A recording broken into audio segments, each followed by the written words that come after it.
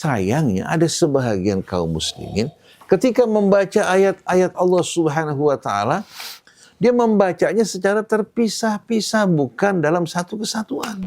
Seorang alim ketika ditanya oleh murid-muridnya, apakah kita ini mukhayyarun am musayyarun?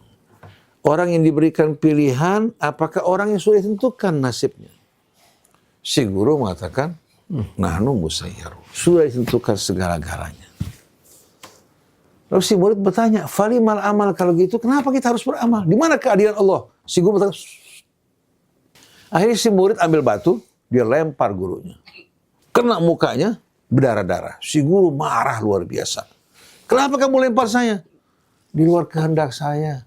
Ini semua merupakan takdir Allah. Si guru berdiam langsung. Dia bingung bagaimana menjawab muridnya karena dia yang mulai. Betul enggak? Inna hadhihi ummatukum ummatan wahidatan wa ana rabbukum fa'budun. وَمَا أَرْسَلْنَاكَ إِلَّا رَحْمَةً لِلْعَالَمِينَ.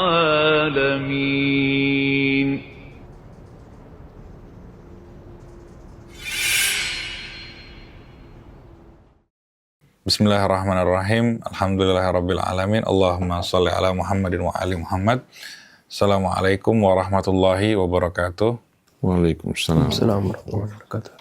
Sahabat Ummatan Wahidah yang dirahmati Allah, kali ini kita akan membahas tema urgensi Al-Quran bagi kaum muslimin bagian keempat dengan subtema Qada dan Qadar dalam perspektif Al-Quran yang akan dibawakan oleh Ustaz Hamzah bin Atas Al-Atas dan Ustaz Husain bin Hamid Al-Atas. Sebelum kita mulai, mari bersama membaca Ummul Quran. A'udzu billahi minasy syaithanir rajim. Bismillahirrahmanirrahim. Alhamdulillahi rabbil alamin. Ar-Rahmanir Rahim. Maliki yaumiddin. Iyyaka na'budu wa iyyaka nasta'in. Ihdinas siratal mustaqim. Siratal ladzina an'amta 'alaihim ghairil maghdubi 'alaihim waladdallin. Amin. Bismillahirrahmanirrahim. Alhamdulillahi rabbil alamin. Allahumma salli ala Muhammadin wa ali Muhammad. Assalamu alayka ya Rasulullah. Assalamu alayna wa ala ibadillahis salihin. Wassalamu alaikum warahmatullahi wabarakatuh. Allahumma atina min indika rahmah wa 'allimna min ladunka ilman nafi'a wa anfa'na bima 'allamtana. Rabbana zidna ilman wa alhiqna bis salihin. Allahumma inna na'udzubika an nadilla aw nudhal aw nazilla aw nuzal aw nadlima aw nudhlama aw najhara aw yujhara alaina. Amma ba'du, ikhwan akhwat, pendengar pemirsa yang dirahmati Allah Subhanahu wa taala. Pada kali ini insyaallah kita akan melanjutkan kembali kajian kita dengan tema urgensi Al-Quran bagi kaum muslimin. Dengan subtema memahami Al-Qadha wal Qadar dengan mudah, jelas, sebagaimana diterangkan Al-Quran Al-Karim. Apabila kita membaca ayat-ayat yang berhubungan dengan kata Al-Qadar atau takdir,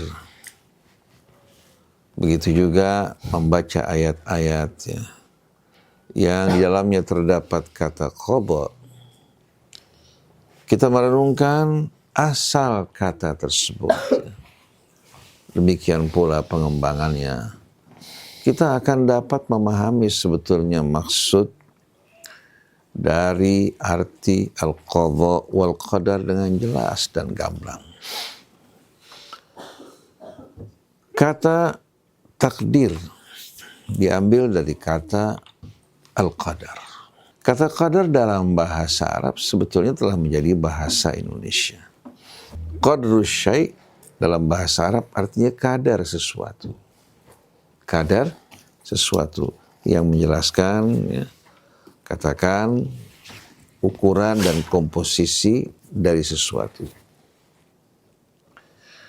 Nah, Al-Quran berbicara tentang ini sebagai contoh. Qala Allah Ta'ala, inna kulla syai'in khalaqnahu biqadar. Sesungguhnya kami telah menciptakan segala sesuatu biqadar, dengan ukuran. Artinya, tidak ada satu pun ciptaan Allah Subhanahu wa Ta'ala yang tidak terukur. Semua dengan ukuran yang penuh dengan keseimbangan. Allah Subhanahu wa Ta'ala berfirman di dalam suratul A'la.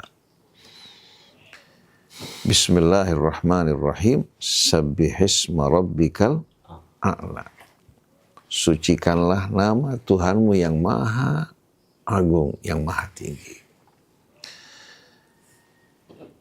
Kenapa Allah perintahkan kita untuk mensucikan namanya?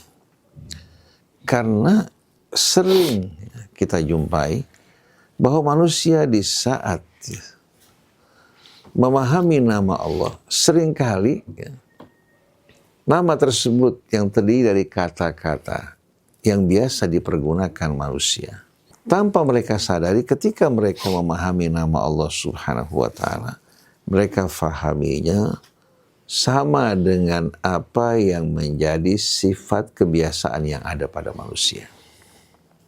Sebagai contoh, kata Al-Basir dan As-Sami, yang artinya maha melihat dan maha mendengar.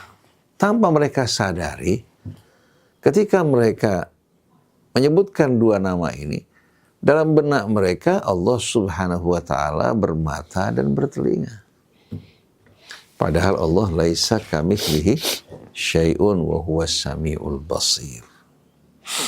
Begitu juga ketika Allah berfirman biyadihi al-muluk. Mereka beranggapan Allah bertangan. Begitu juga ketika Allah berfirman wasi'a kursiyyuhus samawati wal ard. Seolah-olah Allah membutuhkan kursi untuk menjadi tempat duduknya. Atau sebagaimana sebagian penafsiran dari ikhwan salafi yang mengatakan kursi itu tempat Allah meletakkan kedua kakinya. Subhanahu wa ta'ala amma yasifun. Kenapa terjadi kesalahan seperti ini? Karena mereka di saat memahami nama-nama yang dinisbatkan kepada Allah Subhanahu wa ta'ala, mereka tidak sucikan nama tersebut dari apa? Dari kebiasaan-kebiasaan yang ada pada makhluknya. Jadi Allah Subhanahu wa Ta'ala mulai suratul A'la, sabbihisma rabbikal a'la, ini penting sekali untuk kita fahami dengan benar, agar kita mensucikan nama Allah Subhanahu wa Ta'ala dari segala yang tidak layak bagi kebesaran, keagungan maupun kesuciannya. Alladzi khalaqa fasawwa, yang mencipta. Tidak disebutkan objek di sini karena dia adalah pencipta segala sesuatu. Fasawwa, menciptakannya dengan penuh kesempurnaan dan keseimbangan. Semua dengan penuh ukuran. Walladzi qaddara fahada, dan Allah Subhanahu wa Ta'ala yang telah menciptakan segala sesuatu dengan penuh keseimbangan dan kesempurnaan. Allah Subhanahu wa Ta'ala menetapkan aturan dan hukum-hukum pada setiap makhluknya. Fahada, lalu Allah membimbing kita untuk dapat memahami apa? Dapat memahami hukum-hukum tersebut. Oleh karena itu, manusia dapat mempelajari berbagai macam ilmu pengetahuan sebagai contoh, ya, kita lihat ya, manusia mempelajari ilmu fisika, kimia, biologi, astronomi. Ilmu-ilmu ini bukan lahir dari kekosongan, tapi ilmu-ilmu ini lahir dari hukum-hukum Allah Subhanahu wa Ta'ala di alam semesta ini. Manusia meneliti, mempelajarinya, lahirlah ilmu pengetahuan tersebut yang bermacam-macam. Nah, ilmu ini sebetulnya berbicara mengenai takdir Allah. Berbicara mengenai takdir Allah. Ini masuk dalam kategori takdir takwini, artinya norma-norma alamiah. Hukum-hukum yang mengatur alam kosmos kita ini. Bahkan termasuk diri kita. Semua dengan ukuran. Jadi, yang disebutkan Allah tadi, ya, alladzi khalaqa fasawwa walladzi qaddara fahada, ya. Di sini menjelaskan kepada kita bahwa segala sesuatu yang diciptakan Allah Subhanahu wa Ta'ala terikat dengan aturan hukum yang penuh dengan keseimbangan. Tanpa ini tidak mungkin manusia akan dapat apa? Akan dapat mempelajari berbagai macam ilmu pengetahuan. Bahkan tidak mungkin akan lahir ilmu pengetahuan medis, keahlian yang dimiliki oleh para dokter. Mereka memiliki keahlian ini karena apa? Karena manusia diciptakan Allah Subhanahu wa Ta'ala dengan penuh keseimbangan, hukum-hukum dan aturan yang mereka pelajari. Mereka mempelajari sebab munculnya penyakit yang diakibatkan oleh bakteri, oleh virus dan lain sebagainya. Lalu mereka berupaya untuk menemukan terapi yang dapat mengembalikan keseimbangan tubuh manusia sebagaimana asalnya. Lahirlah berbagai macam obat-obatan. Nah, di sini kita lihat ya, bagaimana Allah Subhanahu wa Ta'ala mengajarkan kita berbagai macam ilmu pengetahuan melalui takdir yang begitu sempurna. Karena Allah menciptakan segala sesuatu dengan kadar. Inna khalaqna kulla syai'in biqadar. Dalam surat Yasin Allah berfirman, wasyamsu tajri limustaqarril laha. Dzalika taqdirul azizil alim. Dan matahari beredar ya, limustaqarril laha. Dia sebagai poros bagi planet-planet yang lain, bagi planet ya yang berada pada apa? Pada lingkarannya. Sedangkan matahari bersama planet-planet tersebut mengitari pusat galaksinya. Tajri li mustaqarril laha, dzalika taqdirul azizil alim. Itulah merupakan takdir, ketentuan, hukum dan aturan yang ditetapkan oleh yang maha perkasa lagi maha tahu. Jadi kita lihat bagaimana Allah Subhanahu wa Ta'ala menerangkan kepada kita hukum-hukum yang mengatur planet yang mengorbit di sekitar matahari. Begitu pula ya, bumi kita yang melakukan rotasi di hadapan matahari, terjadi perubahan siang dan malam. Kemudian matahari bersama seluruh planetnya beserta bulannya juga mengitari pusat galaksinya. Semua itu merupakan takdir, ketentuan, hukum yang ditetapkan oleh yang maha perkasa lagi maha tahu. Dan kalau kita renungkan bersama-sama, kata al-qadar, kemudian kata kerjanya qadaro, kalau kita temukan, kalau kita renungkan, kita akan menemukan bahwa kata-kata ini sebetulnya menjelaskan akan kekuasaan Allah Subhanahu wa Ta'ala, juga kesempurnaan aturan dan ukurannya. Kalau kita mendengarkan firman Allah, innallaha ala kulli syai'in qadir, sesungguhnya Allah ya, maha kuasa atas segala sesuatu. Terjemahan kita maha kuasa sebetulnya menggambarkan bagaimana Allah yang menetapkan aturan-aturan hukum-hukum di alam semesta. Ya. Kemudian Allah juga yang maha kuasa untuk mengendalikannya. Tidak ada satupun yang lepas dari kendali Allah. Kalau manusia melepaskan satelit, bisa saja dia melenceng dari sasaran, kemudian pada waktu tertentu bisa saja satelit tersebut keluar dari orbitnya. Tapi kalau Allah yang menetapkan aturan dan hukum bagi segala sesuatu, Allah Subhanahu wa Ta'ala maha kuasa. Dia yang menentukan kapan permulaannya dan kapan akhirnya, tidak ada sesuatu yang akan lepas dari kendali Allah. Oleh karena itu ketika terjadi kiamat, sebagian orang beranggapan seolah-olah apa? Alamnya lepas dari kendalinya. Allah berfirman, Bismillahirrahmanirrahim, Idza sama'un syaqqat wa adzinat li rabbiha wa huqqat wa idzal ardu muddat wa alqat ma fiha wa takhallat wa adzinat li rabbiha wa huqqat. Apabila langit di hari kiamat nanti terbelah. Terbelahnya bukan karena lepas kontrol, wa adzinat li rabbiha wa huqqat, tapi karena dia mendengarkan perintah dan ketentuan Tuhannya. Dan sudah sewajibnya dia mentaati perintah Allah. Begitu juga diulangi kembali, ya. Ketika bumi yang bulat ini dibentangkan oleh Allah Subhanahu wa Ta'ala, memuntahkan seluruh isinya hingga kosong. Wa adzinat li rabbiha wa huqqat, dan dia pun patuh mendengarkan perintah Tuhannya dan menjadi kewajibannya untuk melakukan hal tersebut. Jadi nggak ada yang namanya lepas kontrol atau lepas kendali, tapi semua, ya, dari mulai awalnya perjalanannya hingga masa akhirnya semua ditentukan Allah. Ini menjelaskan arti innallaha ala kulli syai'in qadir. Jadi kalau kita kembali kepada kata takdir dalam Al-Quran, kita temukan ternyata berbicara mengenai aturan dan hukum. Nah, aturan hukum ini terbagi dua. Satu yang dinamakan takdir takwini, norma-norma alamiah. Hukum yang mengatur alam kosmos kita ini, termasuk diri kita. Yang kedua bernama takdir tasyri'i. Takdir tasyri'i itu norma-norma syariat. Perbedaan di antara keduanya, kalau norma-norma alamiah, Allah menetapkan hukumnya, Allah juga yang langsung mengendalikan dan mengoperasikannya. Contohnya, bagaimana fungsi jantung kita, hati kita, ginjal kita, begitu pula apa?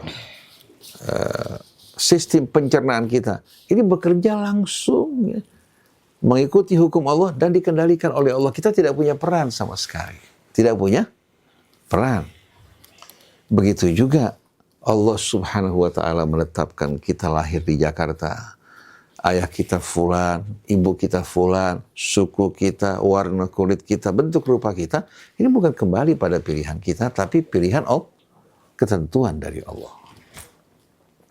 Jadi seseorang tidak mulia karena sukunya, karena bangsanya, karena nasabnya, atau bentuk rupanya, atau warna kulitnya, tapi kemuliaannya tergantung iman dan takwanya pada Allah.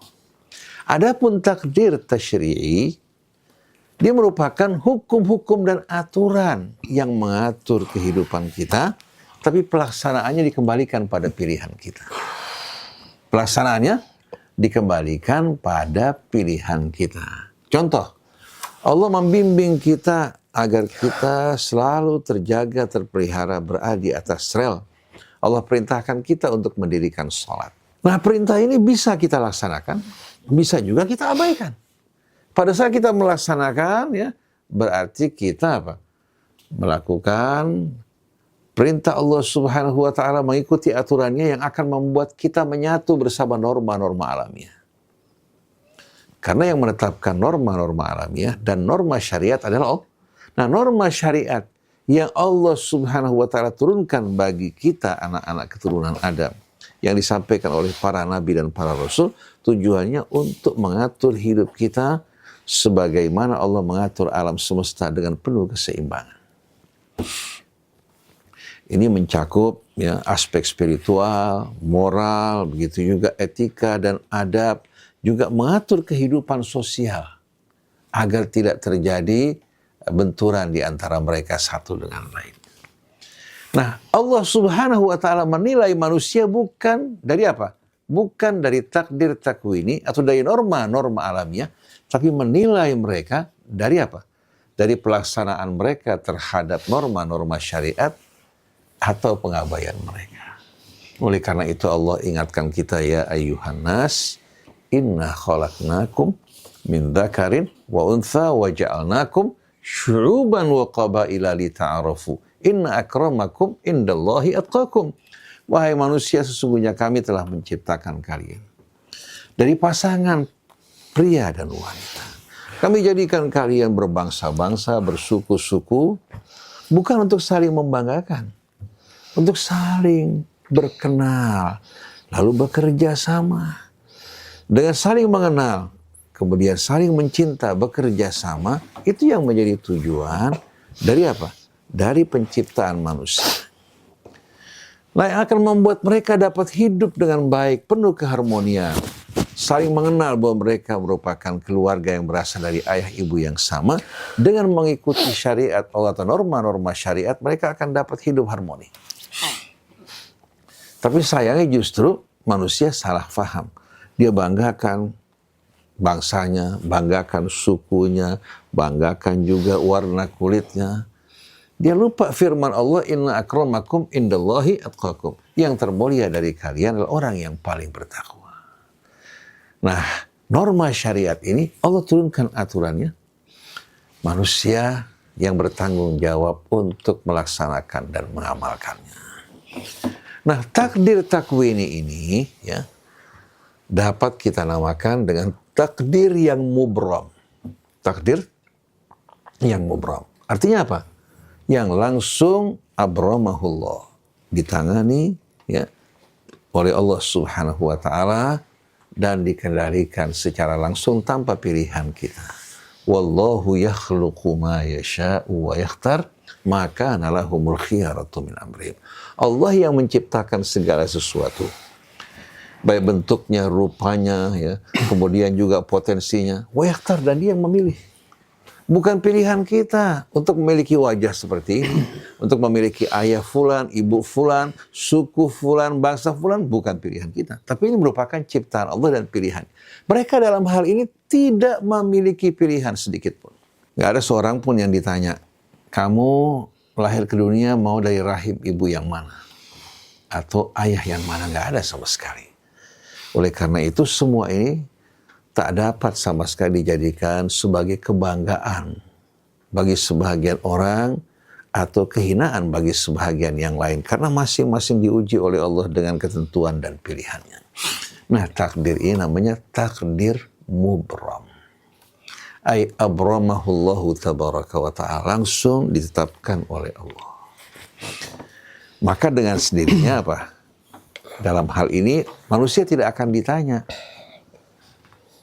kenapa ayah kamu fulan? Kenapa ibu kamu fulan? Kenapa? Kamu lahir sebagai seorang katakan Jawa atau Sunda, atau sebagai seorang Arab maupun Cina. Ini bukan pilihan manusia. Manusia tidak akan bertanggung jawab dalam hal ini. Tapi tanggung jawab dia bagaimana dia menjaga karunia Allah. Menjaga karunia Allah yang ada pada dirinya. Dari mulai fisiknya, jantungnya, organ-organnya. Dia harus menjaga kesehatannya. Kalau dia merusak, dia bertanggung jawab. Karena itu merupakan apa? Amanat. Nah, yang kedua namanya takdir mu'allak. Takdir mu'allak maksudnya takdir yang tergantung kepada perbuatan hamba, ya ta'allaqu bi fi'lil abdi. Dia berbuat kebaikan, dia akan dapat balasan yang lebih baik. Dia mentaati perintah Allah, dia akan mendapatkan janji Allah. Dia mengerjakan keburukan, dia harus terima konsekuensinya. Betul tidak? Dia ingkar kepada Allah, dia akan mendapatkan adab yang pedih. Jadi ini firman Allah, man syaa falyu'min wa man syaa falyakfur. Faman ya'mal mithqala dzarratin khairan yarah wa man ya'mal mithqala dzarratin syarran yarah. Jadi takdir yang kedua namanya takdir mu'allaq, ay yata'allaqu bi fi'lil abdi wa ikhtiyarih, yang berkaitan dengan perbuatan hamba dan pilihannya. Dan dia bertanggung jawab atas apa yang menjadi pilihannya, atas apa yang menjadi apa? Pekerjaannya. Oleh karena itu, untuk menegaskan hal ini, Nabi mengatakan apa? Tujuwiza an ummatil khata'u wan nisyan wa mastukrihu alaih. Dimaafkan dari umatku, kalau dia salah, tidak sengaja dimaafkan sama Allah Ta'ala. Atau lupa. Orang kalau lupa, ya, tidak disengaja, dia makan di waktu siang Ramadan. Bahkan dia gauli istrinya. Dia nggak berdosa. Tidak dikenakan hukum. Dan dia bisa melanjutkan puasanya. Kemudian wa mastukrihu alaih, dan perbuatan yang dipaksakan atas dirinya. bukan dengan pilihannya. Dengan syarat, ya, bukan berkaitan dengan hak orang lain. Kalau dia dipaksa untuk membunuh orang, dia nggak boleh melakukan. Terpaksa tidak ada makan kecuali apa yang diharamkan Allah. Dia boleh makan. فَمَنِ اضْطُرَّ غَيْرَ بَاغٍ وَلَا عَادٍ فَلَا إِثْمَ. Jadi yang menjadi tanggung jawabnya itu yang dilakukan dengan kesadaran, pilihannya bukan dalam keadaan lupa. Ini merupakan keterangan dari Nabi kita. Cuma sayangnya ada sebahagian kaum muslimin ketika membaca ayat-ayat Allah Subhanahu wa taala, dia membacanya secara terpisah-pisah, bukan dalam satu kesatuan. Contohnya, dia membaca firman Allah, yubillu man yasha wa yahdi man yasha. Allah menyesatkan siapa yang dikehendaki, memberikan hidayah kepada siapa yang dikehendaki. Ketika dia memahami masyiah kehendak di sini, dia memahami kehendak Allah sama dengan kehendak manusia yang dipengaruhi cinta, benci, atau dipengaruhi oleh apa? Oleh hubungan keluarga, di mana cintanya, bencinya tidak bersifat netral. Berbeda dengan kehendak Allah yang dapat kita fahami melalui nama-namanya yang begitu indah. Alim, Hakim, Rahman, Rahim. Ya. Di mana Allah Subhanahu wa ta'ala di samping namanya juga memiliki nama Asy-Syakur terhadap kebaikan hambanya. Kemudian Al-Ghafur, As-Sabur. Maka dalam memahami yubillu man yasha wa yahdi man yasha, seharusnya dikaitkan dengan ayat-ayat yang begitu banyak diantaranya. Wa ma yubillu bihi illal fasiqin. Allah tidak akan memberikan hidayah bagi orang yang fasik. Wallahu la yahdil qaumadz zalimin. Allah tidak akan memberikan hidayah kepada orang yang zalim. Artinya, yang akan disesatkan Allah itu orang yang berjalan di atas jalan sesat, yang bersikap sombong dan tidak mau kembali kepadanya, padahal sudah diberikan pintu ampunan dan taubat. Pada akhir suratul Insan, yudkhilu man yasha'u fi rahmatih. Allah masukkan siapa yang Allah kehendaki dalam rahmatnya. Wadh-dhalimin adalahum adzaban alima. Adapun orang yang zalim, Allah sediakan bagi mereka azab yang pedih. Berarti maksud dari ayat ini, ya, yang diberikan hidayah yang dimasukkan dalam rahmatnya orang yang tidak berbuat kezaliman. Jadi yudhillu man yasha wa yahdi man yasha, sebetulnya kalau kita kaitkan dengan ayat yang begitu banyak, sebetulnya menjelaskan kepada kita yudhillu man yasha, Allah perlakukan, ya, hamba-hambanya sesuai dengan pilihan perbuatan mereka. Yang memilih kesesatan, disesatkan. Yang memilih mengikuti petunjuk Allah, Allah berikan hidayah. Sampai Nabi mengatakan, seorang kalau mendekatkan diri kepada saya satu jengkal, saya akan dekatkan diri saya satu hasta. Kalau datang kepadaku satu hasta, aku akan datang kepada satu depak. Kalau datang kepadaku satu depak, aku akan datang kepadanya berlari-lari. Artinya rahmat Allah lebih cepat menjemput hambanya. Kalau dia berbuat satu kebaikan, dibalas 10 kebaikan hingga 700. Berbuat keburukan hanya dihitung 1. Kalau niat berbuat baik tidak mampu dilaksanakan, diberikan 1 pahala. Niat berbuat buruk, dikerjakan 1. Kalau dia batalkan, diberikan 1 kebaikan. Cuma ninggalkan keburukan. Kalau dia datang dengan dosa yang begitu banyak, kemudian dia bertaubat kepada Allah Subhanahu wa ta'ala sebelum datang ajalnya, Allah ampuni semua dosanya. Ini kan jelas-jelasnya menggambarkan kemurahan Allah. Bahwa rahmat Allah lebih cepat daripada murkanya. Tapi sayang, sungguh sayang, setelah Allah melimpahkan nikmatnya, kesempatan yang begitu luas dan rahmatnya, manusia menuduh Allah dengan perbuatan-perbuatan buruknya yang tidak dilakukan Allah. Tapi kebaikan-kebaikan yang didapat, kesuksesan yang diraih, dia mengatakan ini hasil usaha saya. Tilka idzan qismatun bisa. Jadi kesimpulannya, kata qadar itu menggambarkan aturan dan hukum. Dan subhanallah, kata takdir ini tidak pernah diisbatkan kepada amal manusia. Ya. Dalam Quran tidak pernah. Ya. Allah menjelaskan bahwa amal manusia ditakdirkan Allah tidak ada sama sekali. Tapi dikaitkan dengan hukum dan aturan. Seperti tadi, wasyamsu tajri li mustaqarrin laha, dzalika taqdirul azizil alim. Wal qamara qaddarna manazila hatta ada kal urjunil qadim. La syamsu yanbaghi laha tudrikal qamara wal lailu sabiqun nahar wa kullun fi falakin yasbahun. Ini betapa indahnya ayat ini. Matahari yang beredar, ya, mengitari pusat galaksinya. Dan dia sebagai poros bagi planet-planetnya.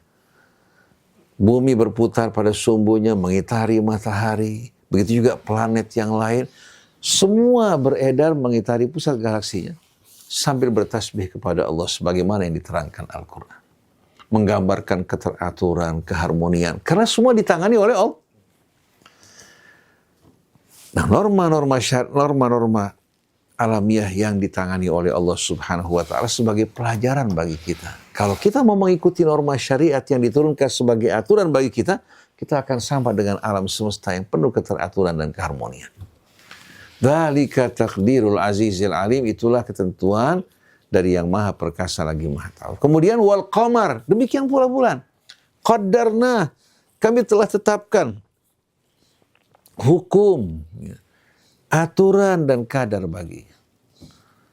Manazila, berpindah-pindah dari manzilah ke manzilah. Hingga kita menyaksikan bagaimana bulan, ya, dari kosong mulai lahir hilal sabit sedikit demi sedikit hingga sampai saat purnama.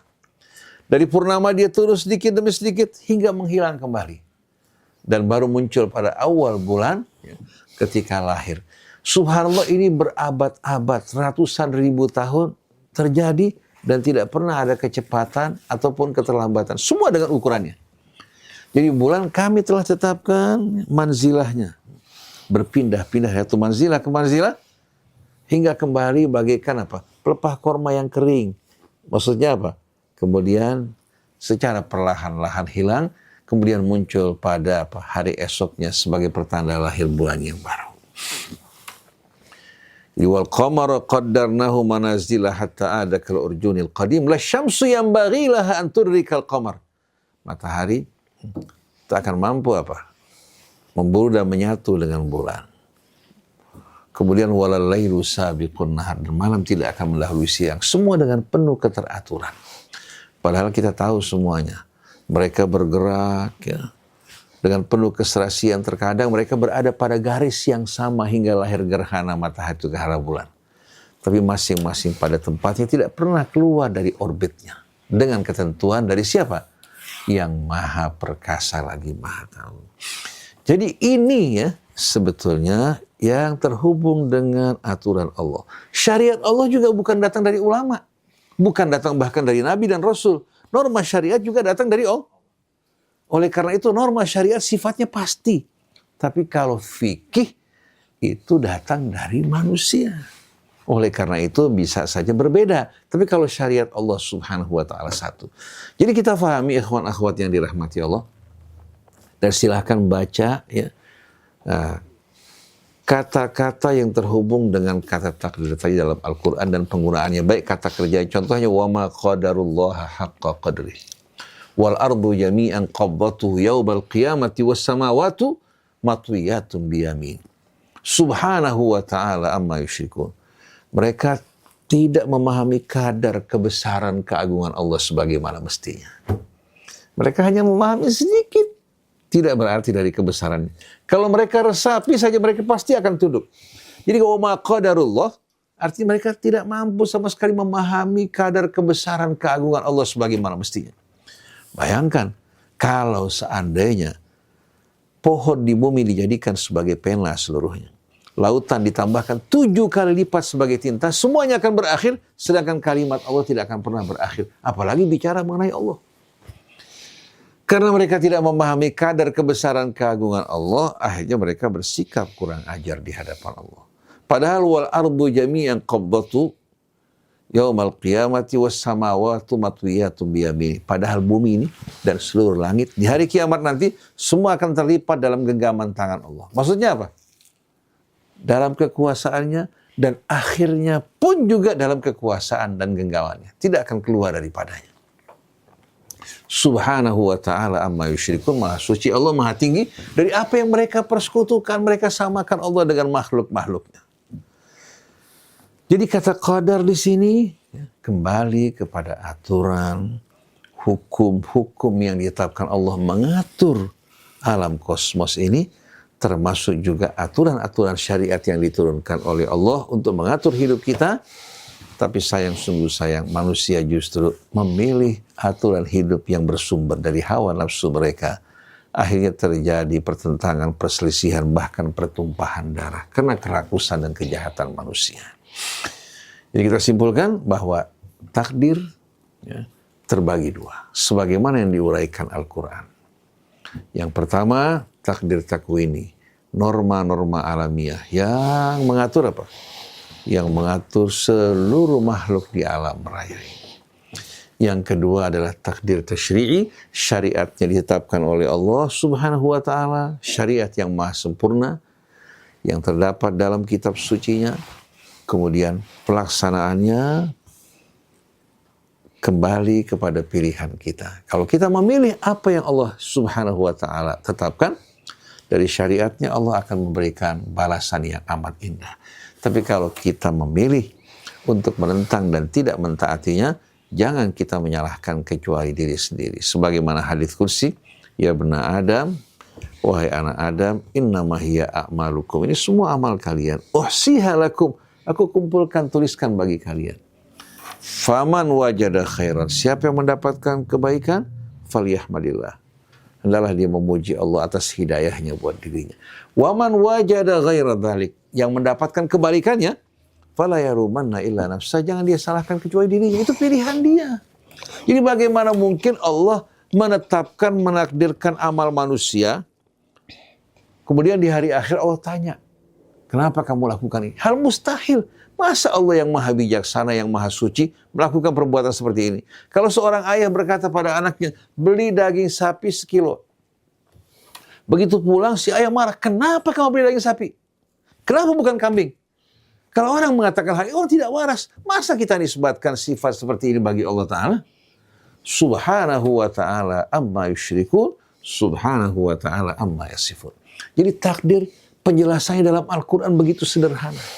Tanpa kita harus dibuat bingung oleh pertentangan, perselisihan di seputar takdir, karena mereka memahami takdir, mengambil ayat sepotong-sepotong atau riwayat-riwayat hadis yang tidak jelas, akhirnya membingungkan, menyesatkan, padahal ayat Allah begitu jelas. Walaqad anzalna ilaikum ayatin mubayyinat, sesungguhnya kami telah menjelaskan bagi kalian ayat-ayat yang menjelaskan, menerangkan dengan sejelas-jelasnya. Bismillahirrahmanirrahim. Alhamdulillahirabbil alamin. Allahumma shalli wa sallim ala sayyidina Muhammadin wa ala ali sayyidina Muhammad. Alhamdulillah, kita sudah mendengarkan masalah takdir yang bersumber dari Al-Quran. Terus terang, dulu ketika kita belajar di pesantren, bingung memahami apa hakikat takdir itu. Karena kita baca ya, dari kitab-kitab, kemudian dari riwayat, apalagi ketika kita baca dalam satu riwayat hadis, kita sudah ditentukan ya, ajal kita, kemudian rizki kita, kemudian sampai apakah kita akan celaka ataupun kita akan bahagia nanti, apakah kita masuk surga atau masuk neraka. Ini kita jadi bingung seperti itu. Tentang takdir saja misalnya. Kalau sudah ditentukan takdir umur manusia, seperti umur manusia ini katanya, ajalnya sudah ditentukan. Lalu kenapa kita suka lihat orang, ya dia masih muda, masih sehat, terus dia bunuh diri, mati. Bagaimana menjawab masalah ini? Apakah sudah ditentukan waktunya akhir seperti itu?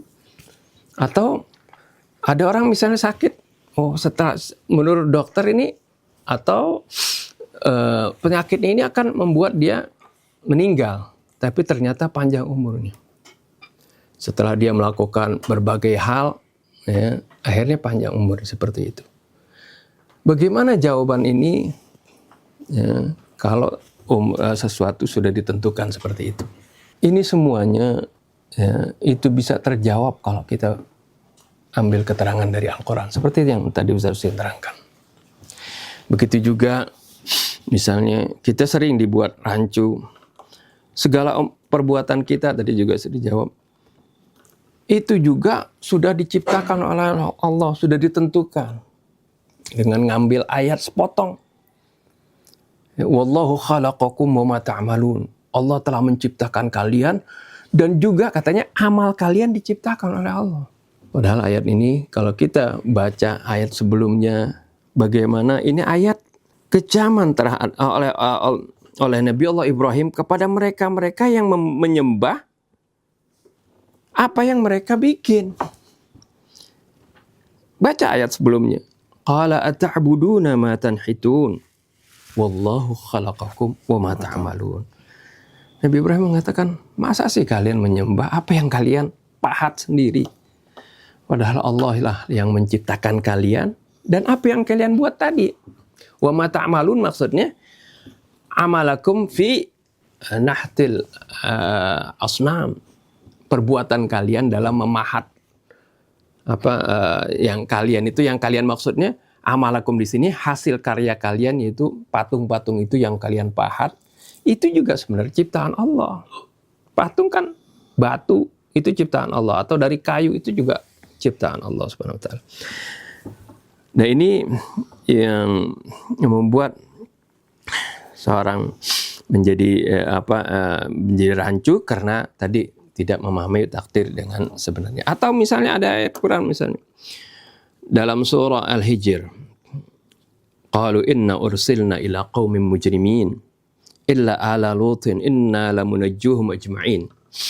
Mereka mengatakan, para malaikat mengatakan, kami diutus untuk membinasakan kaum yang mujrim kecuali keluarganya Nabi Lut. Inna lamunajjuhum ajma'in. Sungguhnya kami akan menyelamatkan mereka semua. Ini Al-Hijr ayat dari 58 sampai 60 ya. Jadi orang mujrim itu yang melakukan perbuatan fahisyah, Sodom itu, ya, kami akan binasakan semua kecuali keluarganya Nabi Lut. Illam ra'atahu qaddarna innaha laminal ghabirin, kecuali istrinya, istri Nabi Lut itu kami tetapkan dia termasuk orang-orang yang tertinggal, artinya yang terkena azab tadi. Nah, qaddarna di sini kalau kita enggak perhatikan makna takdir yang seperti yang sudah dijelaskan tadi, ya, nanti kita bilang, oh dia istri Nabi Lut ini memang sudah ditakdirkan termasuk orang-orang yang celaka. Padahal apakah tidak dilihat perbuatan istrinya Nabi Lut itu? Mereka menyokong orang-orang yang melakukan perbuatan fahisyah, menentang ajaran Nabi Allah Lut alaihissalam.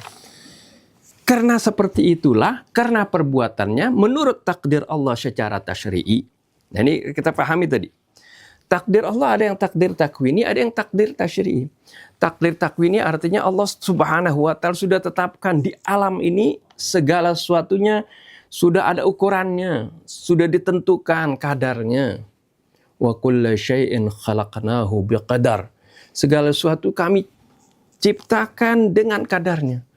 Kadar darah kita dalam tubuh kita, sel-sel darahnya berapa, sel darah merah berapa, sel darah putih berapa, ya, kadar airnya berapa, detak jantungnya dalam 1 menit berapa dalam keadaan normal seperti itu.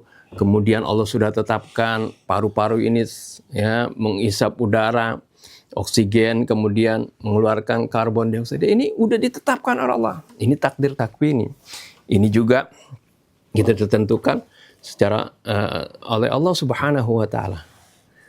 Ya, tapi semuanya itu kalau kita merusaknya, ya, bukan kesalahan Allah. Allah sudah tentukan segala sesuatunya secara presisi, secara baik. Bahkan sekarang para ilmuwan, ya, ahli matematik melihat apa yang Allah ciptakan semuanya ini semuanya terukur. Itu benar firman Allah SWT, wa kulla syai'in khalaqnahu biqadar. Segala sesuatu kami ciptakan dengan ukuran tertentu. Sampai bagaimana pohonan-pohonan itu semuanya dipelajari, itu semuanya ada rumusannya. Jadi sampai mereka katakan, sampai Einstein juga mengatakan bilang, Tuhan ini sedang main dadu dalam menciptakan alam ini. Arti kalau maksudnya Tuhan nggak main-main menciptakan alam ini, nggak asal-asalan begitu. Semuanya terukur, semuanya terukur.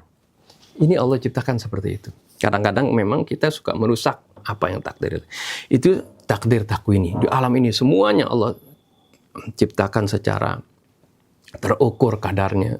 Ya, bumi diselimuti udara, nitrogennya berapa persen, oksigennya berapa persen, karbon dioksidannya berapa persen, semuanya sudah ditentukan. Kalau kebanyakan, ya tentunya akan bahaya.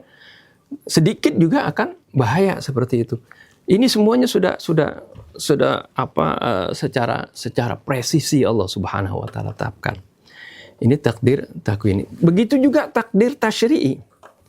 Juga Allah tentukan, ya. Kalau seorang melakukan ini, ya, maka misalnya yang tidak beriman kepada Allah, yang melakukan kezaliman, Allah tentukan nanti dia akan mendapatkan azab dari Allah. Tapi barang siapa yang beriman, beramal soleh, nanti Allah tentukan. Ini takdir tasyri'i, di mana manusia diberikan pilihan di sana. Ya, ketentuan Allah, kalau dia beriman, beramal soleh, Allah akan jadikan dia termasuk orang yang selamat, termasuk orang yang masuk dalam surga. Tapi bagi orang yang kafir, orang yang zalim, Allah tentukan dia termasuk orang yang celaka. Ini juga berbicara tentang istri Nabi Lut. Qaddarnahu di sini bukan berarti Allah sudah tentukan dia itu dari awalnya termasuk sejak belum dilahirkan sudah ditetapkan dia termasuk orang yang celaka. Bukan. Karena secara tasyri'i Allah tetapkan dia itu kalau menentang Nabi Allah Lut dan berbuat zalim dengan melakukan dosa, dia termasuk orang yang celaka seperti itu. Ini harus difahami bagaimana kenapa ayat tadi Allah katakan qaddarna, supaya jangan kita rancu. Masalah takdir tadi semua amal perbuatan kita ditentukan. Ya. Nah ini juga dari apa yang diterangkan itu sebenarnya nanti bisa dipilah-pilah bagaimana masalah qada dan qadar ya tersendiri, kemudian masalah iradatullah wa masyiatullah nanti sudah diterangkan tadi. Kemudian bagaimana tadi sudah disinggung juga apakah amal perbuatan manusia itu sudah dicatatkan sebelum dia dilahirkan ya, atau apa maksudnya seperti itu. Ya, karena manusia ini kalau kita baca dari ayat-ayat Quran yang banyak, bagaimana manusia ini diberikan pilihan oleh Allah Subhanahu wa taala, diberikan kebebasan. Yang pernah dengan istilah khalifah. Khalifah ini adalah makhluk yang diberikan wewenang ya, sebagai pengganti misalnya dari Rasulullah, khalifatul Rasulullah. Kan dia akan melakukan segala sesuatu ya, sebagai mengganti peran Rasul memimpin umat. Dalam memimpin umat kan dia diberikan kebebasan. Ya, seperti itu. Ya, dari kata khalifah. Kemudian dari kata bagaimana manusia ini diberikan amanah. Amanah itu ya, orang diberikan amanat itu bisa dia jalankan amanat itu dengan benar, dia bisa juga khianat kan seperti itu. Dan juga manusia ini adalah makhluk yang diberikan tadi kemampuan untuk memilih dan kemampuan diberikan kebebasan untuk memilih dan juga diberikan kebebasan untuk menentukan pilihan. Ya, oleh karena itu setiap amal yang dilakukan oleh manusia itu tanggung jawab dia, karena setiap pilihan yang dia pilih ya pasti akan dimintai pertanggungjawaban. Kalau dikembalikan kepada Allah semuanya ya memang ya perbuatan dia, tenaganya ya dari Allah. Ya, ini tangannya juga Allah yang ciptakan. Misalnya dia membunuh orang. Oh, dibilang ini kan semuanya Allah yang berikan. Segala sesuatu memang Allah yang ciptakan. Tapi manusia ini setelah diciptakan diberikan oleh Allah mandat sebagai khalifah. Di mana dia diberikan hurriyatul ikhtiyar dan hurriyatul iradah. Diberikan kebebasan untuk memilih. Dengan firman Allah, faman syaa'a falmu'min wa man syaa'a falyakfur. Dan juga diberikan kebebasan untuk memilih tadi, ya, memilih, dan juga diberikan kebebasan untuk berkehendak seperti itu. Dan dari kebebasan yang Allah berikan tadi, yang Allah simbolkan dengan amanah tadi, maka Allah akan mintai pertanggungjawaban nanti di akhirat. Ya. Jadi oleh karena itu manusia ini tidak seperti bintang, bulan, bumi, hewan, tumbuh-tumbuhan yang Allah ciptakan tanpa diberikan kehendak seperti itu. Artinya ikhtiyatul iradah wal ikhtiyar tadi.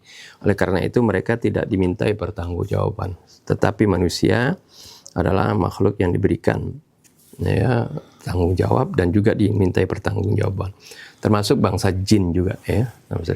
Mungkin ini saja, nanti bisa dikupas banyak hal yang perlu dijelaskan, tapi semuanya akan jelas kalau kita baca Al-Quran. Kita akan dapat penerangan yang begitu jelas tentang apa itu takdir, entah apa itu masyiah, apa itu kitabatul amal. Wallahu a'lam. Bismillahirrahmanirrahim. Nah, ada hal yang perlu kita jelaskan dan tegaskan di sini bagi para pemirsa sekalian, bahwa kesalahan dan penyimpangan kita dalam memahami Al-Quran sebabnya kita tidak memahami Al-Quran dalam satu kesatuan. Padahal Al-Quran saling menafsirkan dan menerangkan. Jadi Allah bukan hanya sekedar menurunkan Al-Quran sebagai petunjuk, tapi juga Allah Subhanahu wa Ta'ala jelaskan bahwa Al-Quran ini saling menjelaskan satu dengan lainnya. Dalam surat Az-Zumar Allah berfirman, Allahu nazzala ahsanal hadits kitaban mutasyabiha. Allah yang menurunkan sebaik-baiknya tutur firman, yaitu kitab mutasyabiha yang betul-betul apa? Yang betul-betul selaras, serupa, saling menerangkan satu dengan lain. Ini merupakan salah satu bukti dari Allah. Oleh karena itu Allah mengatakan, walau kana min indi ghairillah lawajadu fihi ikhtilafan katsira. Kalau bukan dari Allah, Al-Quran, niscaya mereka akan jumpai perselisihan, pertentangan yang banyak dalam Quran. Maka Imam Ali mengatakan, la tadribul Qur'ana ba'dahu bi ba'din. Jangan benturkan Quran satu sama lain. Li'annahu yufassiru ba'dahu ba'dahu. Dia saling menafsirkan satu dengan lainnya. Nah, ini dalam surah Al-Hijr ayat 89. Allah dengan tegas mengancam, memberikan peringatan. Wa qul, katakan wahai Rasulullah, ini anan nadhirul mubin. Sesungguhnya aku seorang pemberi peringatan yang nyata. Kama anzalna alal muqtasim. Begitu pula peringatan yang telah kami berikan kepada para muqtasim ini. Siapa mereka? Alladzina ja'alul Qur'ana idin.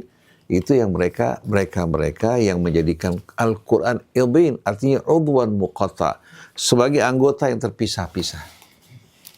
Bukan satu kesatuan, tapi anggota yang terpisah-pisah, ditafsirkan bukan dalam satu kesatuan. Fa wa rabbika lanas'alannahum ajmain. Maka demi Tuhanmu wahai Rasulullah, aku bersumpah bahwa kelak kami akan bertanya kepada mereka amma kanu ya'malun, tentang apa yang mereka perbuat. Maka atas dasar ini seharusnya kita di saat ingin memahami satu ayat atau satu kata dalam Al-Quran, kita harus kembali kepada Al-Quran. Jangan kita pisahkan dari Al-Quran, lalu kita mencari penjelasan, keterangan dari syair atau riwayat, tapi seharusnya kita memahaminya dari Al-Quran, baru riwayat ikut di belakangnya agar tidak terjadi pertentangan. Nah, sebagai contoh, ketika orang membaca firman Allah, wa ma ramaita idh ramaita walakinnallaha rama. Sesungguhnya dikala kamu melempar, sebetulnya bukan kamu yang melempar, tapi Allah yang melempar. Dijadikan sebagai alasan oleh kaum Jabariyah bahwa manusia sebetulnya semua gerak-geriknya telah dikendalikan oleh Allah. Padahal maksud ayat ini tidak seperti itu. Maksudnya pada saat Rasul bersama para sahabatnya berjuang di jalan Allah, ketika melontarkan panah ataupun lembingnya, Allah Subhanahu wa Ta'ala membantu apa? Lembing-lembing dan panah yang jauh dari sasarannya mengenai sasarannya. Yang tidak sampai dengan kekuasaan Allah sampaikan. Jadi bagi yang berjuang di jalan Allah Ta'ala, pada saat mereka berjuang sebetulnya apa? Mereka dapat dukungan dari Allah Subhanahu wa Ta'ala. Wa ma ramaita idh ramaita walakinallaha rama waliyubliyal mu'minina bala'an hasanah. Jadi perjuangan sebagai ujian bagi orang yang beriman, tapi sebetulnya yang mengalahkan musuh itu Allah dengan bantuannya. Asal kita mau berjuang di jalan Allah, in tansurullah yansurkum. Tapi kita belum perang sudah takut duluan.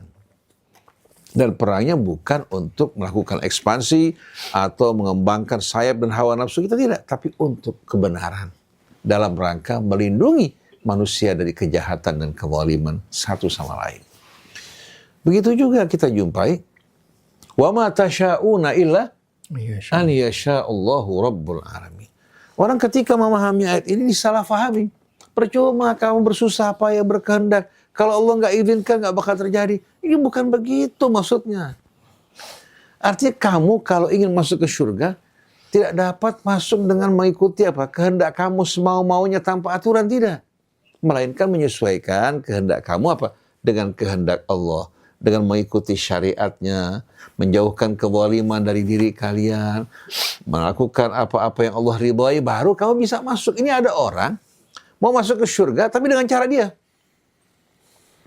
Dia korupsi, kemudian pergi haji, bawa rombongan jamaah haji 100 orang. Sumbang masjid, sumbang sekolah. Tapi yang digunakan uang dari hasil korupsi. Dia beranggapan dengan cara dia bisa masuk apa? Enggak. Wa ma tasya'un, bukan sekarang sampean, bukan tergantung kemauan kalian, tidak. Illa an yasha'allah, illa apa? Illa di sini an yasha'allah maksudnya illa an ta'malu mutabiqan lima yasha'allah, sesuai dengan kehendak Allah Ta'ala.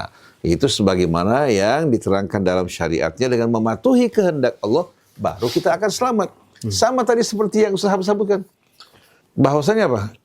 Illa ala lutin inna munajjuhum ajmain illam ra'atahu qaddarna innaha laminal ghabirin. Kata qaddarna sesuai dengan ketentuan syariat yang Allah tetapkan, dia ini termasuk orang yang terkena ketentuan Allah. Karena ingkar, karena dia bekerja sama dengan orang-orang yang musyrik, yang kafir, yang melakukan perbuatan kotor, menyampaikan berita mengenai kedatangan 2 orang malaikat yang menyerupai 2 pemuda kepada kaumnya. Jadi wanita ini wanita yang tidak sejalan dengan suaminya, yang telah ditentukan Allah Subhanahu wa taala dengan perbuatannya, tidak termasuk Contoh, sekolah telah menetapkan di bawah angka 6 tidak lulus. Sekolah menetapkan bahwa siapa yang katakan hasilnya di bawah angka 6, orang tersebut tidak lulus. Angka 7 hingga 8 mendapatkan predikat good. Di atas itu very good. Kemudian di atas lagi mumtaz katakan. Jadi ketetapan sekolah ini bukan berarti si murid gagal karena digagalkan oleh sekolah, tapi karena karena dia nggak memenuhi syarat dia malas untuk kelulusan. Jadi berkaitan dengan keluarga Lut diselamatkan, tapi istrinya tidak berhak karena tidak memenuhi syarat sebagaimana ketentuan takdir tasyri'i atau norma syariatnya untuk masuk ke dalam surga dan lulus dari ujian. Jadi sayang sekali kalau Quran ditafsirkan sepotong-sepotong dan terpisah-pisah. Ada satu pertanyaan, Ustaz. Seorang anak lahir dalam keadaan cacat, buta, sumbing, tidak sempurna. Apakah itu takdir Allah? Apa itu takdir Allah? Allah Subhanahu wa taala bilang dalam Al-Qur'an, laqad khalaqnal insana fi ahsani taqwim. Begitu juga dengan tegas Allah Subhanahu wa taala mengatakan Ya ayyuhal insan ma gharraka bi rabbikal karim alladzi khalaqaka fasawwaka fa'adalak fi ayyi suratin ma syaa rakkabak. Bagaimana menggambarkan manusia yang diciptakan dengan penuh keseimbangan dalam bentuk yang seindah-indahnya. Nah, kelahiran manusia cacat ini apakah takdir Allah? Dengan sendirinya tidak sejalan dengan takdir Allah. Tidak sejalan dengan takdir Allah. Kalau seandainya tidak ada penyimpangan dari perilaku orang tuanya, tidak akan terjadi hal tersebut. Contohnya orang tuanya pada saat hamil si ibu mengkonsumsi obat-obatan atau makanan yang dapat mengganggu pertumbuhan janin secara sempurna. Ada seorang anak lahir dalam keadaan cacat. Karena apa? Si ibu waktu hamil, dia mengkonsumsi obat yang tidak dibolehkan untuk diminum bagi wanita hamil. Begitu selesai makan obat tersebut, gak lama kemudian terjadi pendarahan. Tapi dapat diselamatkan, waktu lahir anak tersebut cacat. Ini bukan karena takdir Allah Subhanahu wa Ta'ala yang gagal, sama sekali tidak. Tapi karena anak ini kan dalam kandungan seorang wanita, mau tidak mau apa?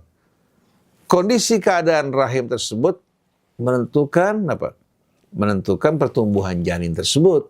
Contoh kalau si ibu terkena toksoplasma, biasanya dari kucing, dari hewan-hewan seperti burung. Dia memelihara kucing yang membawa tokso. Begitu hamil 3-4 bulan, gugur kandungannya. Bukan karena takdir Allah gagal. Tapi kalau takdir Allah berjalan dengan baik tanpa gangguan. Tanpa gangguan apa? Dari perbuatan-perbuatan manusia yang salah, dia akan berjalan dengan sempurna. Nah, si anak lahir bukan dengan pilihan dia. Tapi ini merupakan ujian dari Allah bagi anak tersebut. Dan dia otomatis akan diperlakukan Allah beda dengan manusia yang sempurna. Orang yang buta, hisabnya nggak sama dengan orang melek. Orang yang kaya sama orang miskin beda hisabnya nggak? Mungkin dengan lahir seperti ini, akan meringankan bebannya. Begitu dia lahir sebulan kemudian dia meninggal dunia sebagai contoh, dia tidak mengalami berbagai macam apa? Ujian dalam kehidupan dunia. Nah, orang tuanya dengan sendirinya bertanggung jawab atas perbuatannya. Oleh karena itu, dia harus mohon ampun, bertaubat kepada Allah. Ada sebuah kisah dari orang yang saya kenal. Seorang wanita sedang hamil, nggak tahu dia jengkel sama kucing mungkin karena buang air, dimasukin dalam karung, dibuang ke Kali Ciliwung. Ini kan penganiayaan kan? Apa yang terjadi? Begitu lahir anaknya dalam kondisi idiot. Tumbuh sampai dewasa dalam kondisi idiot. Karena kejahatan yang dilakukan. Kezaliman itu dengan sendirinya akan berakibat buruk pada apa? Usaha kita. I'mal ma syi'ta kama tadinu tudan. Ada orang sedang berkumpul di halte bis. Seorang wanita dalam keadaan mabuk sehabis acara dugem bersama teman-temannya nabrak itu rombongan semuanya. Mereka binasanya mereka sesuai dengan umur yang ditetapkan Allah Subhanahu wa Ta'ala. Artinya mereka diberikan umur katakan 60 tahun oleh Allah. Karena kejahatan yang dilakukan oleh orang yang tidak bertanggung jawab ini. Artinya dia mabuk, dia lalai karena sengaja kan, akibat apa? Hura-hura menabrak mereka. Mereka dalam kondisi sehat, dalam kondisi baik-baik. Tidak ada tanda-tanda apa? Bahwa mereka apa? Akan mengakhiri hidup mereka. Ditabrak. Dengan sendirinya mereka wafat dalam keadaan teraniaya. Kalau bicara ilmu Allah, Allah tahu. Tapi bukan berarti ilmu Allah yang mengendalikan manusia. Sampai Sya'rawi mengatakan ilmu Allah sabiqun la sa'iqun. Ilmu Allah ini mendahului peristiwa, tapi tidak menggiring dan mendorong. Contohnya sederhana. Kalau kita melihat wajah kita di cermin, lalu ada bolong-bolong, di muka kita semua hitam-hitam, kita marah sama cermin. Karena wajah kita apa? Tampil dalam keadaan buruk. Pantas enggak? Cermin hanya menampakkan wajah kita apa adanya. Tapi kalau ilmu Allah bagikan cermin yang mampu untuk mengungkap masa lampau, masa kini, masa yang akan datang. Tapi ingat, bukan ilmu Allah yang menggiring, mengendalikan perbuatan manusia. Jadi mereka yang melakukan kesalahan, pelanggaran dengan menabrak orang-orang yang tidak berdosa, sedang berdiri katakan di halte menantikan bus, dengan sendirinya mereka terbunuh secara aniaya. Yang menabrak bertanggung jawab. Jangan di pengadilan mengatakan mereka mati karena takdir Allah. Saya juga melakukan hal ini di luar kehendak saya. Ini takdir Allah. Ini nggak benar. Kalau gitu nggak perlu ada pengadilan. Betul nggak? Kalau orang nyolong ayam dibawa ke pengadilan, dia bilang ini takdir Allah, diterima nggak oleh hukum? Apalagi hukum Allah Subhanahu wa Ta'ala, mustahil. Nah, sebagai penutup ya, ada sebuah kisah menarik. Seorang alim ya, yang kebetulan hatinya apa? Rupanya condong kepada faham Jabariyah. Tapi walaupun condong, juga dia mengalami kebingungan. Ketika ditanya oleh murid-muridnya, apakah kita ini mukhayyarun am musayyarun? Orang yang diberikan pilihan, apakah orang yang sudah ditentukan nasibnya? Si guru mengatakan, nahnu musayyarun. Sudah ditentukan segala-galanya. Lalu si murid bertanya, falimal amal, kalau gitu kenapa kita harus beramal? Di mana keadilan Allah? Si guru berkata, kamu jangan koreksi keadilan Allah. Allah punya hak memasukkan orang yang beramal soleh ke neraka, memasukkan orang yang berbuat jahat ke dalam surga. Itu hak Allah karena kita milik Allah. Si guru ngomong begitu. Ini sebagaimana pelajaran yang pernah kita dengar pada masa kanak-kanak. Akhirnya si murid ambil batu, dia lempar gurunya. Kena mukanya, berdarah-darah. Si guru marah luar biasa. Kenapa kamu lempar saya? Di luar kehendak saya. Ini semua merupakan takdir Allah. Si guru berdiam langsung. Dia bingung bagaimana menjawab muridnya karena dia mulai. Betul enggak? Jadi ini kesalahan besar dalam memahami takdir Allah. Ada seorang ustadz di YouTube ditanya, apakah betul kita semua sudah ditakdirkan oleh Allah menjadi penghuni neraka atau surga? Dibilang benar. Loh, kalau gitu Ustaz, apa gunanya kita beramal? Memangnya kamu sudah mengintip nasib kamu di neraka atau di surga? Ini jawaban yang meresahkan. Bukan menumbuhkan rasa husnudzan, berbaik sangka pada Allah, ya, malah menimbulkan apa? Rasa yang tidak nyaman. Akhirnya muncul buruk sangka. Nah, orang kalau sudah berburuk sangka kepada Allah, bagaimana dia akan damai hidupnya? Setiap hari dia bertanya, apa gunanya saya beramal kalau saya sudah dicalonkan menjadi penghuni api neraka? Sia-sia. Betul enggak? Tapi kalau saya bukan penghuni api neraka, walaupun nggak beramal juga akan masuk surga. Jadi kesimpulannya, mereka nggak bisa membedakan antara norma-norma syariat, norma-norma juga alamiah, dan kedudukan manusia di hadapan hukum Allah Subhanahu wa Ta'ala ini. Dengan sendirinya yang bukan menjadi pilihannya, yang ditetapkan Allah secara langsung, dia tidak bertanggung jawab. Tapi yang diberikan pilihan oleh Allah Subhanahu wa Ta'ala, dia beramal dengan pilihan dan kesadaran. Setelah datangnya hidayah, dia bertanggung jawab di hadapan Allah. Maka di hadapan dua jenis takdir ini, takdir yang mubram, ya, sama takdir yang tasyri'i. Ketika Imam Ja'far ditanya, hal nahnu mukhayyarun am musayyarun? Jawaban Imam Ja'far as-Sadiq, bainahuma. Amrun baina amrain. Sebahagian hidup kita, ya, yang terbesar ditentukan oleh Allah. Tapi kita tidak akan ditanya oleh Allah kenapa begini dan begitu. Sebahagian lagi menjadi pilihan kita. Di sana kita bertanggung jawab sebagai khalifahnya. Jadi kita di antara apa? Di antara mukhayyar dan musayyar. Dalam sebahagian kita musayyar, ya, sebahagian lagi apa? Kita mukhayyar. Nah, kita bertanggung jawab pada apa yang menjadi pilihan kita. Oleh karena itu kita perlu fahami, pilihan kita kehendak itu merupakan bahagian dari takdir Allah. Takdir Allah. Kalau manusia tidak punya pilihan kehendak, bagaikan robot, masa Allah akan tanya di hari kemudian nanti. Jangan kita nisbatkan hal-hal yang tidak layak bagi Allah. Maka firman Allah, sabbihisma rabbikal a'la, sucikanlah nama kebesaran keagungan Tuhanmu yang maha agung, agar kita tidak terjebak dalam perangkap syaitan. Langit bumi juga bertasbih, sabbahalillahi ma fis samawati wa ma fil ardh wa huwal azizul hakim. Inilah kajian kita dengan tema urgensi Al-Quran bagi kaum muslimin, satu-satunya rujukan pedoman yang akan memecahkan seluruh problema hidup kita. Kitab yang mengajarkan kita untuk cerdas, untuk betul-betul memiliki keteguhan iman, ketakwaan, dan membimbing kita menuju kehidupan yang lebih mulia, yang tak mungkin dapat digantikan dengan yang lain. Kitab yang akan membuat kita betul-betul yakin akan kebenaran. Bukan kitab yang membuat kita bimbang, ragu, gelisah, dan berpecah belah, tapi kitab yang akan menyatukan kaum muslimin di bawah panji Allah Subhanahu wa Ta'ala dan panji Nabi kita Muhammad sallallahu alaihi wasallam. Insya Allah berkaitan dengan tema Al-Qadha kita akan kaji bersama-sama dalam pertemuan berikutnya. Subhanakallahumma bihamdik asyhadu an la ilaha illa anta astaghfiruka wa atubu ilaik. Wal afu minkum wassalamualaikum warahmatullahi wabarakatuh. Demikian para sahabat Ummatan Wahidah semuanya, hari ini kita telah belajar lebih dalam. Semoga menambahkan kebaikan dan menjadikan hidup kita lebih baik. Sampai jumpa. Assalamualaikum warahmatullahi wabarakatuh.